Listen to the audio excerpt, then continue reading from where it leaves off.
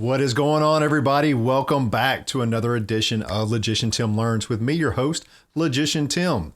That's right, we're back. This is where you get to watch me go from a total gaming newbie to a more informed gaming newbie. How about that? Yeah, what's up, you guys? Thanks for joining in. We are back. We're going to do some more of this Numenera, and this has been a really cool game. I've got to say the artwork is absolutely fantastic. The writing is great. It's got a little bit of a different twist on things, with the Numenera being these weird devices that you can kind of pick up and discover. You don't really know exactly where they came from, but just kind of finding them and trying to figure out how they work and try to use them to your advantage somehow is super cool. And just seems like the list of opportunities of different devices and things that you can find and the different abilities that they have are just going to be just huge, immense, just crazy amounts of them. So I think that in and of itself just makes this a really cool game. And like, there's a whole section on just the Numenera, just on items, and there's tons of creatures and just places to visit and alternate realities and all types of weird stuff. And so it just seems like they would make for a huge amount of game material for you to explore.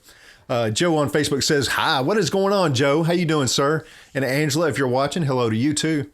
So yeah, let's take a look at this game, and I'll show you guys what we're talking about today is the damage, healing, and experience in Numenera. Now, we did cover a little bit of this, last week when we kind of went into the basic mechanics, but we didn't really go into damage too much. We didn't go into healing and stuff like that. So, I wanted to kind of just talk about that a little bit today. So let me flip open the book here.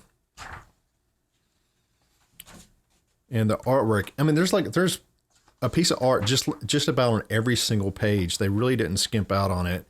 And I just love it when books give me tons of art. I did a couple a while back that did not have a lot of art in it. And the story was great. I want to say it was Sins that didn't have a lot of art, but yeah, I'm digging this one. They really gave a whole bunch. What is up, Bear on YouTube? Good to see you, sir. Good to see you.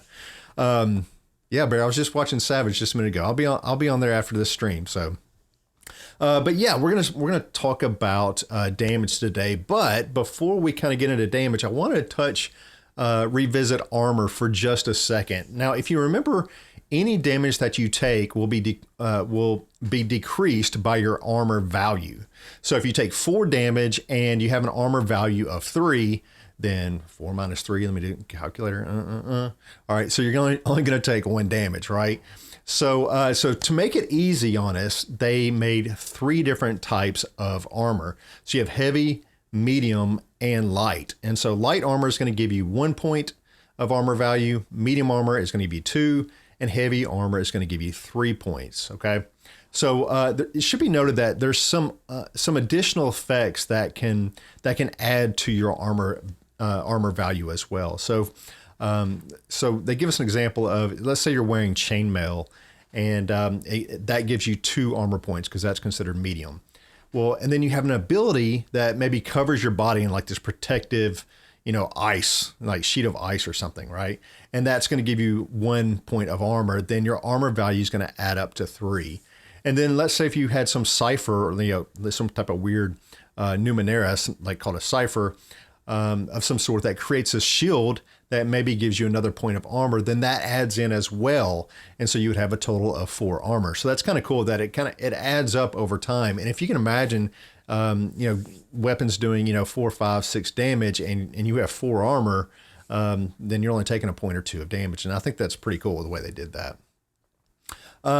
Now there's another real quick thing about armor before we move on is some attacks completely just ignore armor. And so, like mental attacks, they don't take armor into account at all. So, most of the time those, like mental attacks are going to do just straight damage to your intellect stat pool.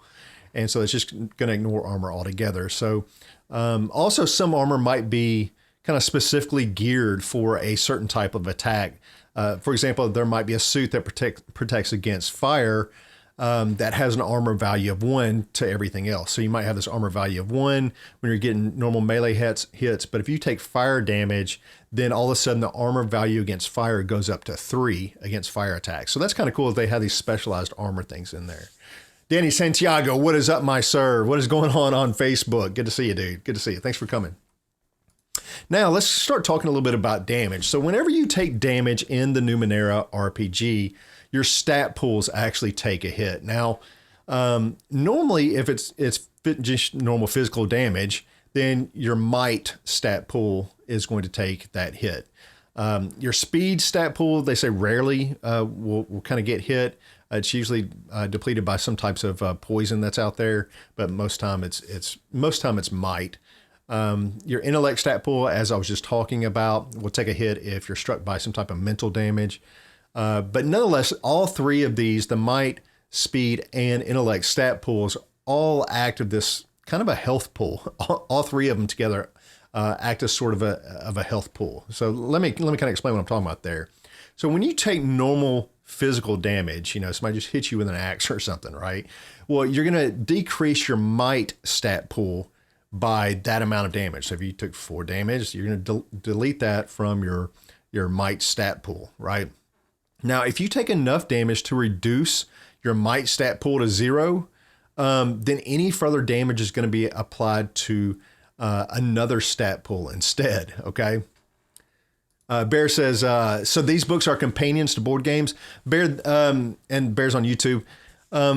No, so these are like the old school Dungeons and Dragons games that just use like a book and some dice and like a character sheet, pen and paper, and some dice and your imagination. So you have the GM kind of narrating and telling the story, and you and your buddies are kind of playing the characters and kind of getting into trouble, getting into fights, killing stuff, whatever. And it's all kind of decided with the dice. And so that's what these guys and what these RPGs are. Old school, Bear, old school. You know what I'm talking about.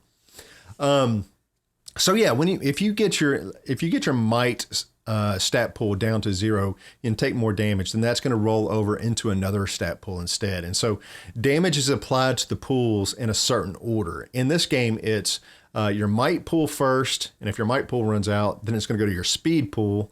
If your speed pool runs out, then it's going to go to your intellect pool. Okay, so if you deplete your might pool, the next hits will come out of your speed, then your intellect. Got it? But remember, these are the same stat pools that you use to pull out.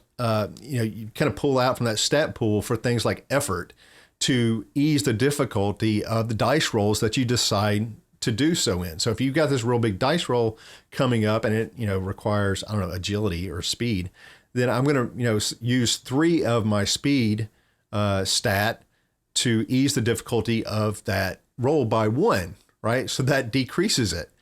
And that kind of worries me a little bit. So, I mean, because when you're choosing to use your stat pools for an effort to get an advantage on a roll, you're effectively kind of using your health to do so, right? And so that sounds weird to me. And on surface, this sounds like a really, really bad idea. I mean, if this were all that there was to it, I would almost like never use effort to kind of lessen that pool. I'd always want my health to be at max, right? But luckily, there's a lot more to this, and I'll be going over it in just a couple minutes when we start talking about recovering the points in your stat pool. So I'll be going over that in just a second.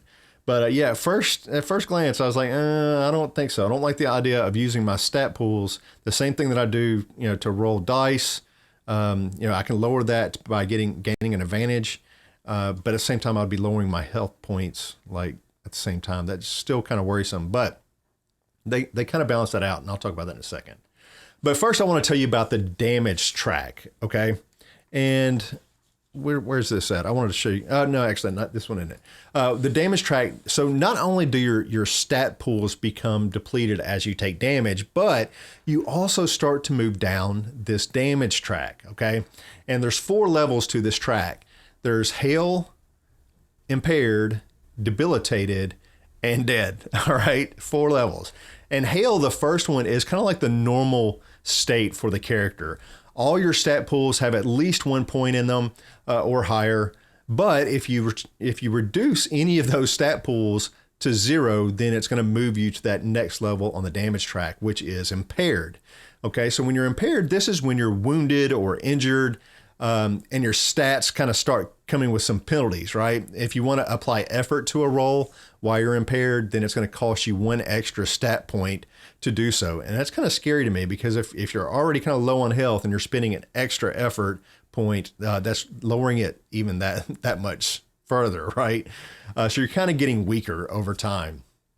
So yeah, not only that, your effort points are going to cost you an extra point. Your effort tries are going to cost you 1 extra point, but you're going to also ignore any of your minor or your major effect results. So remember, if you roll a 19 or 20 on the natural D20, then you get either a minor or a major effect added to that. Well, if you're impaired, you don't get any of those, so you're kind of screwed. So, and if you're impaired and you take enough damage to reduce a second stat to 0, then you move to the next level of the damage track.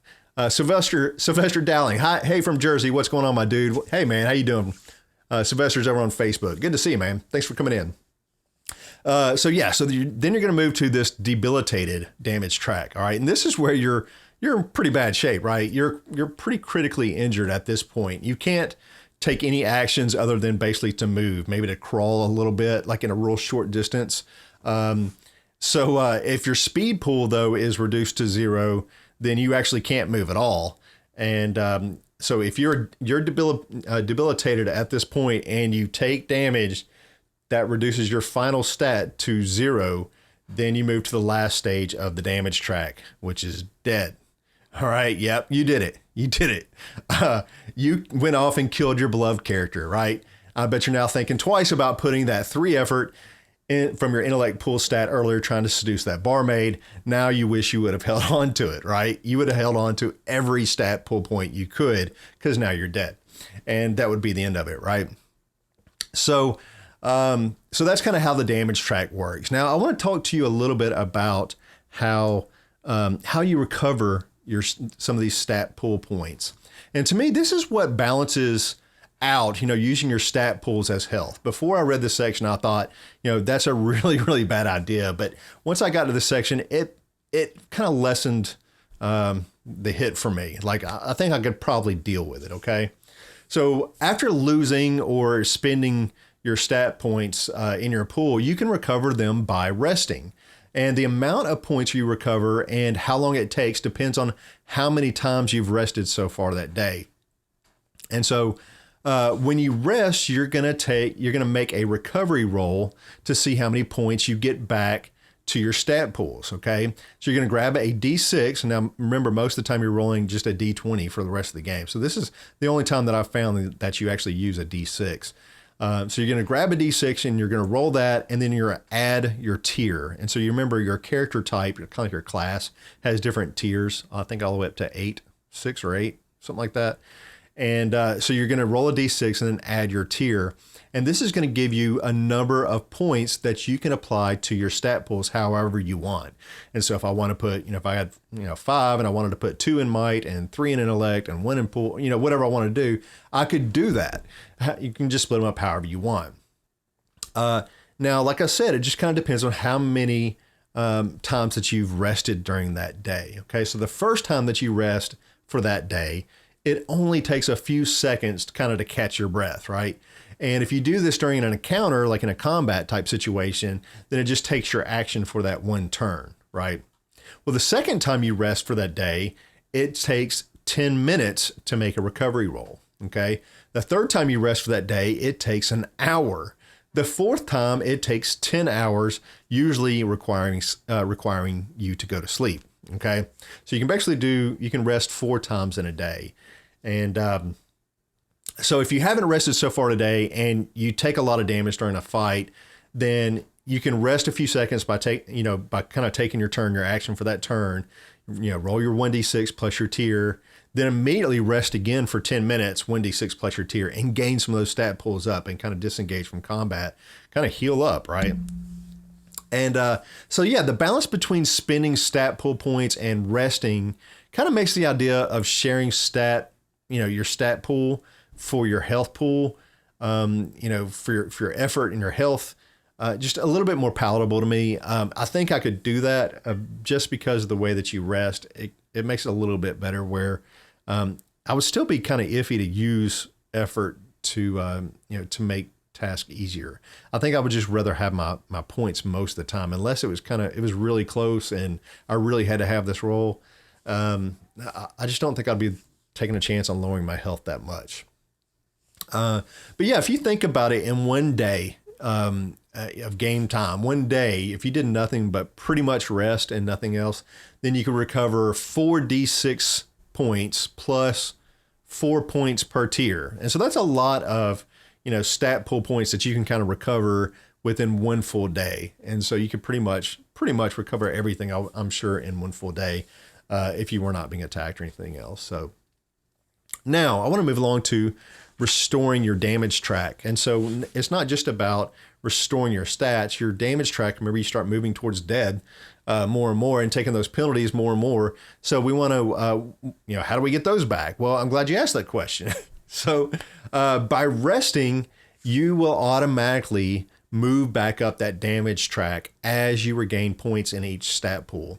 So as a stat pool goes, gets 1 point above 0, then you will automatically go up that damage track 1 level, right? Now, it must be noted that there are several, special damage types that don't really do stat point damage, but instead, it just kind of hits you and knocks you down the damage track instantly, right? Without doing stat pool damage. And if you're suffering from one of those, then you can use a recovery roll to move up 1 step of the damage track instead of recovering your stat points. And so if you haven't healed for that day, you can just take a few seconds and go back up into the hail, which is the normal damage track rating. So you can move back up for that. So that's kind of cool. Now there's a ton of special different ways that you can take damage in the book. Let me see. There was one of them I was going to show you. Let me pull this up for you. There's a whole bunch of them on here. There's hazard damage. So from falling, minor fire, major fire, getting splashed by acid, cold, severe cold, shock, electrocution, crush, huge crush, collision. And it kind of tells you here what your damage would be and kind of the notes that you would have. So some of these are like a roof collapse or cave in would be a huge crush. You get crushed big. You took 6 points of damage, right? And so there's tons of different ways that you can get messed up in this game or mess up other people, I guess. You see the art here is just really cool. I mean, look at the size of the people here next to this giant thing, whatever that is. But yeah, there's tons of different types of special damage, from getting dazed and stunned from, different types of poisons you can do, paralysis, all types of stuff. And so yeah, there's tons and tons of ways to take damage or do damage in this game. And they kind of list each one out for you. I didn't want to go over each one of them because they're a little bit more laborious than I wanted to get into. One thing that was kind of cool is they do have cover in this game. So basically the way cover works is that it hinders the attack rolls. And so if you're behind cover, then the enemy will, their attack rolls get harder to hit you, right? And also your position can actually hinder or ease attack rolls. So if you're prone, for example, if you're laying on the ground, then it makes it easy for a melee person to run up and just smash you, right? He's just laying there, blammo. But if it's going to make it harder for a ranged attack to hit you because you're laying down, you've got a lower profile, right? So I think that's kind of cool. If you're on higher ground, like if you got the high ground, then you actually get an advantage as well. So that's kind of cool. Then they have the surprise attacks, kind of the same type of thing. If the enemy has absolutely no clue that they're going to get attacked, then the difficulty of your attack is eased by 2. So it gets easier to hit them by 2 levels. If the enemy is just on guard, let's say they're on guard, they might get attacked, maybe, but they don't know where or when the attack might happen, then your attack is eased by 1 level. Okay, so that's kind of cool that they did that. I like the idea of having surprise attacks with, setting up ambushes and stuff like that. So I would definitely be using those +2 and +1 advantages for sure. Now, there's all types of situations that are going to have an effect on your difficulty levels, and they kind of list these in the book. not a lot of cool art to show you in the book on this one page, but they have things like basically the lighting, if it's dim light or very dim lighting or darkness, that could have an effect on your difficulty levels, the visibility. So, if it's misting outside, or if your target's hiding, or if they're invisible for some reason, well, of course, that's going to be a little bit harder. It talks about kind of fighting in water, whether you're kind of knee deep or deep water, or using melee weapons underwater, ranged combat underwater, all this kind of crazy stuff, even anti-gravity, like or mega gravity even. They have, if you're in low gravity, this is going to happen. If you're in high gravity, then this is going to happen. If you're in zero gravity, then it's really, really hard to move in zero gravity environment, right? So it talks about all physical actions, including attacks made in zero gravity, are going to be hindered, right? But your ranged weapons are going to go further. I think that's cool.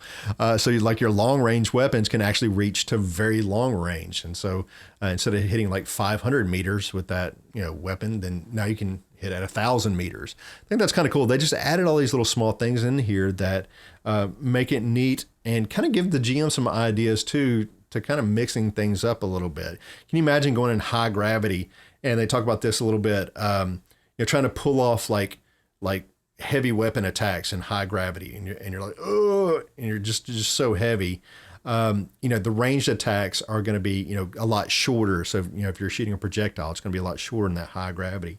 And then low gravity, well, kind of the opposite of that happens, where, these real heavy weapons that rely on their weight to kind of hit through, then they're going to deal actually less damage, right?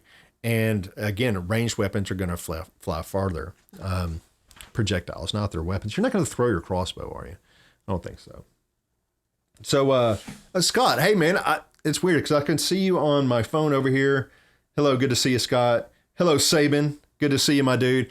It's funny, anything that in the Misfits of Tabletop group chat, I can't see on my chat list, but I can see it on my phone over here. So I'll have to have that up over here so I can see you guys when you chat in the Misfits. All the other ones, like the YouTube and Twitch and my personal page, Facebook, I can see it all comes up in my nifty chat. But this, go figures, Misfits, man. What's up with you? I think it has to do with the settings of the group is private, so they don't want anybody's chat or anything like that to be, shared anywhere. I think that's what's going on. So, let's kind of switch gears over to, did I talk about, blah, blah, blah, yeah. Let's talk a little bit about experience here. All right. So earning experience in the Numenera is usually done by discovering new things and like through these GM intrusions. And so if you remember when I talked about this before, this is the second time they've actually brought up GM intrusions in the book, and they still haven't sold me on it. Now, GM intrusions are, if you missed last time, this is where the GM is going to introduce this unexpected complication for a character, right? And in return, the GM is going to give them 2 experience points for their troubles. But one of those points that they get, they have to immediately turn around and give away to another player character, right? And they have to kind of give an explanation of why. Okay, so let's say I'm trying to climb this mountain and climb this hill or something like that, and it's like a really easy roll. Maybe it's trivial even. And I'm trying to climb it. I'm like, yeah, I'm just going to climb this mountain and get a better look. And the GM goes, no, I'm going to intrude on you here. Some of the rocks kind of are real loose, and so you're sliding back down. But I'm going to give you 2 experience points. And so I grab one and I give one to Scott, for example, and I say, Scott, man, I almost fell all the way down the mountain, but you grabbed me at the last second, and here's an experience point for that, right? Kind of like how they earned that 1 experience point. So that would be my job all of a sudden because the GM decided to intrude. Now, the book suggests that a GM intrudes at least once per session, but no more than once or twice for each character, because you want to kind of split them up, I guess, because it would suck if you just picked on one person over and over again, right? Now the player can refuse this GM intrusion, but the character has to spend 1 experience point to do so. All right. So now I'm not only not getting an experience point, now I'm spending 1. And if I don't have any experience points, then I can't refuse it. I don't know how I feel about this. Honestly, I don't know how I feel about this GM intrusion thing. I honestly just don't think the GM needs to give away experience or needs a reason to intrude on the characters. It just seems like a way to throw in like a cheesy hook into an encounter that really doesn't mean anything. It just seems to me like there's going to be enough curveballs thrown that I don't feel like it needs its own separate system of reward and everything, right? It just seems like only cheesy things would come out of it. I'm going to swing my sword and hit this thing. I'm going to intrude on you and you dropped your sword. Come on, man. That doesn't really add anything to the story. And if the GM wants something to happen at that moment, it seems like they could just come up with something better to happen and give you some experience points anyway, because you overcame it or you faced it or whatever. I don't know. I'm not digging the whole GM intrusion thing at this point, but we have one more chance for them to sell me. I know there's in the GM guide section that we're going to be getting to on Wednesday, they're going to talk more about this GM intrusion thing. And this is our last chance to sell me on it. Okay. Right now I'm not feeling it, but hopefully in the GM section, they'll explain more about it and maybe they'll sway me a little bit. I don't know. So anyway, that's one way to earn experience is through these GM intrusions, right? So you get one experience, then you're going to give one away, right? But the other way to earn experience in Numenera is through discovering things, right? Because remember, it's all about these cool artifacts and these ciphers and cool stuff that you're going to find, these weird devices. And so they really want you to find all these, weird artifacts and these people in these different places. And they even talk about discovering life lessons can earn you experience points, completing goals or missions usually are going to get you like 1 to 4, experience points. Delivering a message to some like remote village, like high up in the mountains, or discovering like a miniature black hole that's used to power up a dimension spanning device of some sort. All those type of things are going to gain you some experience points. And so, I think some of them are a little bit too heavy handed. They're like, you're going to get 1 point for this. You're going to get 2 points for that. I think that's really just up to the GM, like when they dole it out. I think I'm all for like doling it out during the campaign or during the session, and also, afterwards as well. I think that's always a bonus. Like, give me a couple for now and give me a couple later. I think that's a cool way of getting experience points for me. So I don't think I need really the structure of that too much. Now they kind of talk about, so you've got this experience points now. Actually, I want to show you this picture because it's kind of nice. You scroll forward here. Actually, I can do this on the stream for you. What is up, Tox? Good to see you, dude. Yeah, so this artwork is just really cool in here. So I want to kind of zoom through this for a second while I take a drink.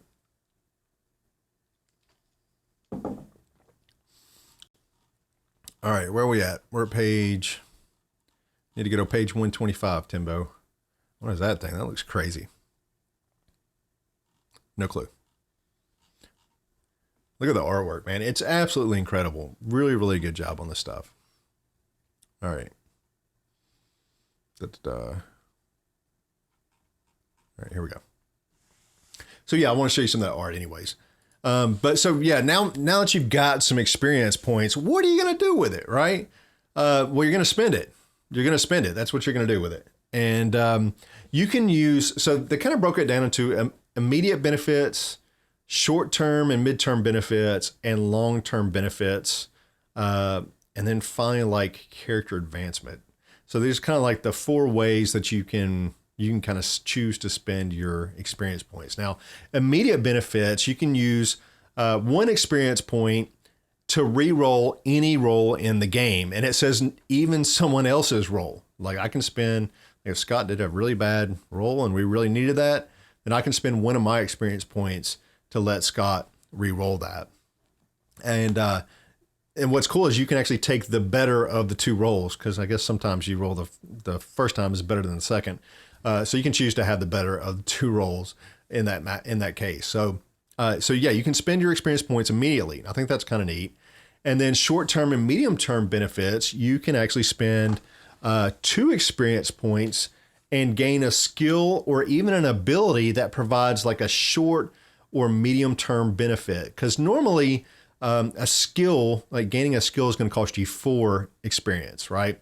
But this is kind of shorter and more limited in scope. So they kind of give this example of, let's say you're climbing this mountain and you decide, and you talk with the GM, you decide you're going to spend 2 experience points, and you decide that you're really good at climbing this particular set of mountains, right?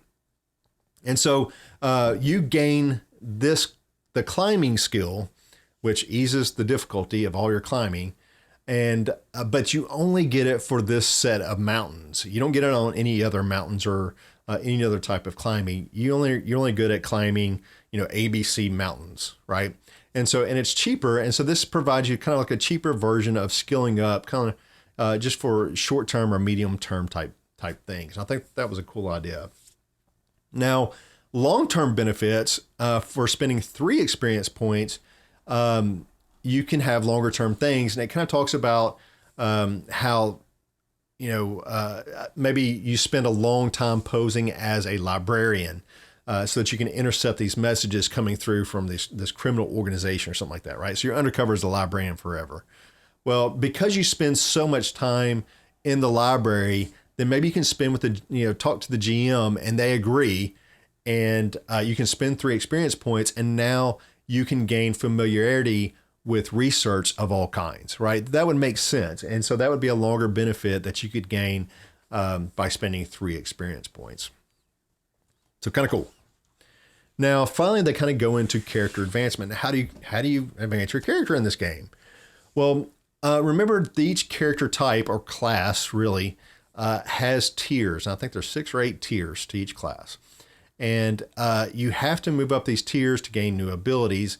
And you have to do so. It takes 4 steps to move up in a tier. And each step is going to cost you 4 experience points. So that's 16 experience points total. Way to go on the math, Tim. Thank you.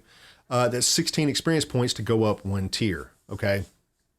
So first and you can do these in any order. Okay. So you have increasing your capabilities, where you'll spend 4 experience points and you'll gain 4 new points to add to your stat pools, however you want. Then there's moving towards perfection, what they call, where you can add 1 edge point to either your might or your speed or your intellect. Okay. And that costs 4 experience points. Or for 4 experience points, you can increase your effort score by 1.